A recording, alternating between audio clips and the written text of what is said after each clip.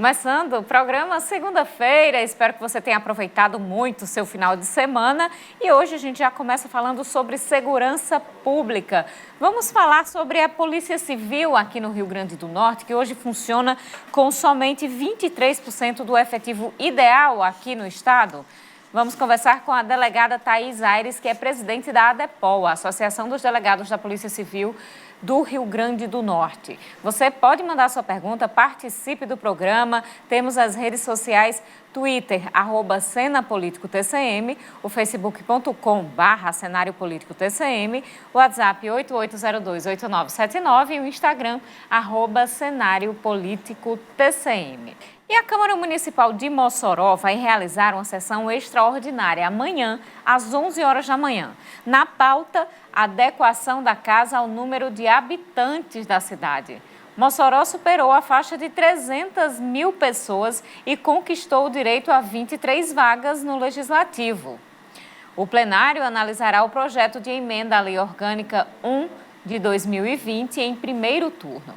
A proposição é de autoria coletiva e aumenta de 21 para 23 o total de vereadores. A segunda votação está prevista para 14 de setembro. Se feita até o prazo final para as convenções partidárias, ou seja, até 16 de setembro, a mudança valerá para a eleição de 2020. Ou seja, no pleito de 15 de novembro, agora, o eleitor moçoroense elegerá 23 parlamentares, que assumirão o mandato na Câmara em 1º de janeiro de 2021.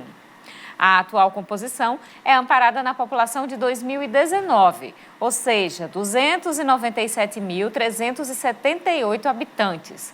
A Constituição estabelece 21 vagas para municípios entre 160 mil e 300 mil habitantes.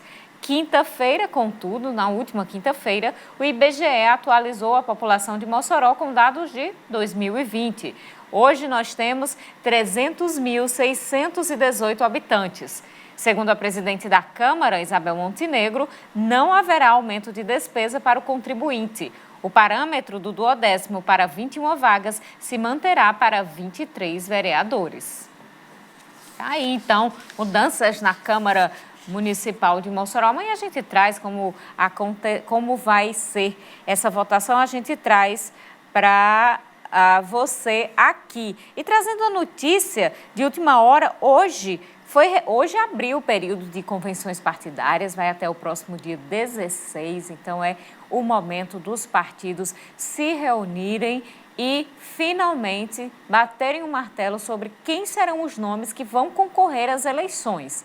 Hoje já tivemos a primeira convenção partidária aqui em Mossoró. O primeiro partido a realizar convenção foi o PSC, inclusive com a presença aqui na cidade do deputado estadual Coronel Azevedo. E ficou definido que o PSC fechou com Rosalba Ciarline, a aliança do PSC com o PP, partido da prefeita Rosalba Ciarline, nesse apoio aí no projeto de tentativa de reeleição da prefeita Rosalba Ciarline. Está aí a notícia de última hora, a última notícia aí, acabou de sair, quem tinha para você que está acompanhando ansioso. Nos próximos dias, todos os dias, praticamente teremos definições, porque depois de fechada as definições de cada convenção, de cada partido, já se encaminha para o TRE e aí não tem mais como. É aguardar, fazer o pedido de registro das candidaturas e aguardar o deferimento ou não por parte do Tribunal Regional Eleitoral. Essa semana ainda a gente conversa sobre esse assunto aqui no Cenário Político mais detalhadamente. E agora vamos começar o nosso bate-papo com a delegada presidente da ADEPOL, Associação dos Delegados da Polícia Civil do Rio Grande do Norte, Thaís Aires, que já está conectada comigo. Boa noite, delegada. Muito obrigada por conversar com a gente aqui no Cenário Político. Eu trago aqui para o nosso telespectador alguns dados que foram repassados pela própria ADEPOL, acho que há 2 semanas, que com a população do tamanho do Rio Grande do Norte, o estado deveria ter 5.150 policiais civis, mas atualmente nós temos 1.325 servidores somente em todo o estado do Rio Grande do Norte, entre delegados, escrivães e agentes. Quais são as consequências destes números aqui para o nosso estado, delegada? Boa noite, Carol. Boa noite a todos. É um prazer falar com o pessoal de Mossoró e região. Bom, são duas faces que a gente deve olhar esses números, né? A primeira é com relação à população. A população ela é quem mais sofre com essa carência de efetivo, porque, obviamente, se uma demanda é para ser levada por 5.150 servidores e hoje se trabalha com 1.325, né? Aí com um déficit de cerca de 75% déficit, é óbvio que a Polícia Civil não vai dar conta, né, dessa necessidade que existe. Então, o que é que isso gera para a população? Menos investigação e, consequentemente, mais impunidade. Por quê? O cidadão que ele tem, por exemplo, seu carro roubado, sua moto, seu celular, para que essa pessoa que cometeu esse crime seja levada à justiça, precisa haver toda uma investigação da Polícia Civil, né? Precisa ser feito um inquérito policial, colhidas as provas para apresentar essa pessoa à justiça. Mesma coisa de um homicídio, por exemplo, ocorreu um crime, um homicídio, tem que haver toda uma investigação para que o autor desse homicídio seja levado à justiça. Então, com esse efetivo que tem hoje, a Polícia Civil, obviamente, não consegue suprir essa demanda, não consegue atender essa demanda. Então, o que é que acontece? Muitos casos ficam impunes, né? Roubos ficam impunes, homicídios ficam impunes, vários crimes ficam sem solução, né? Por mais que a Polícia Civil se esforce, e se esforça muito, não é suficiente para atender toda essa demanda. Então, assim, o infrator, ele faz uma vez e não dá nada, ele faz a segunda e não dá nada, ele vai continuar fazendo.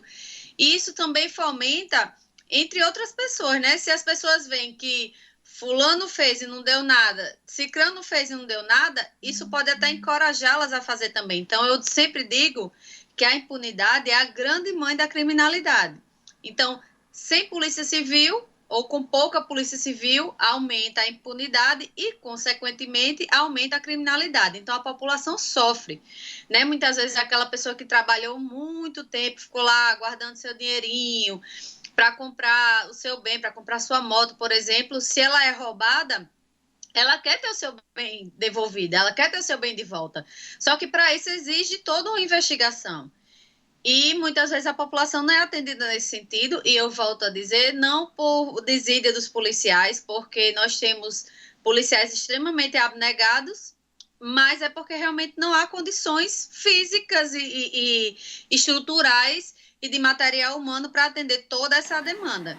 Com relação aos policiais, né, aqui como presidente da idade de classe eu falo dos delegados, mas eu tenho certeza que isso também se reflete entre os agentes e escrivães, a sobrecarga de trabalho traz diversas dificuldades para o policial, traz um cansaço extremo, um desgaste. Muitos policiais sofrem de problemas psicológicos, porque é muita sobrecarga, é muita cobrança. E para um policial que se dedica, dói. A gente sente, né, essa necessidade de atender melhor a população, mas não consegue por causa desse déficit tão gigantesco.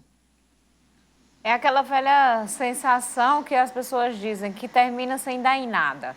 Um crime que precisa ser investigado, nunca se chega a um veredicto final, vamos dizer assim, mas estamos falando no âmbito policial, não é, delegada? Exato. É como... Para haver investigação, você tem que ter diligências, tem que identificar testemunhas, intimar, ouvir. Enfim, são muitas vezes você tem que pedir medidas cautelares, questão de busca e apreensão, questão de análise de dados telefônicos, etc. Isso tudo leva tempo e demanda pessoal. E como a gente não tem como atender toda essa demanda, muitos crimes vão ficar, sim, impunes. Isso é um fato. E, infelizmente, volto a dizer, não é por culpa dos policiais, é por absoluta falta de meios mesmo. Vamos fazer um rápido intervalo. No próximo bloco a gente volta, continua a conversar com a deputada a delegada Thaís Aires sobre a questão da segurança pública e o déficit de policiais civis aqui no nosso estado.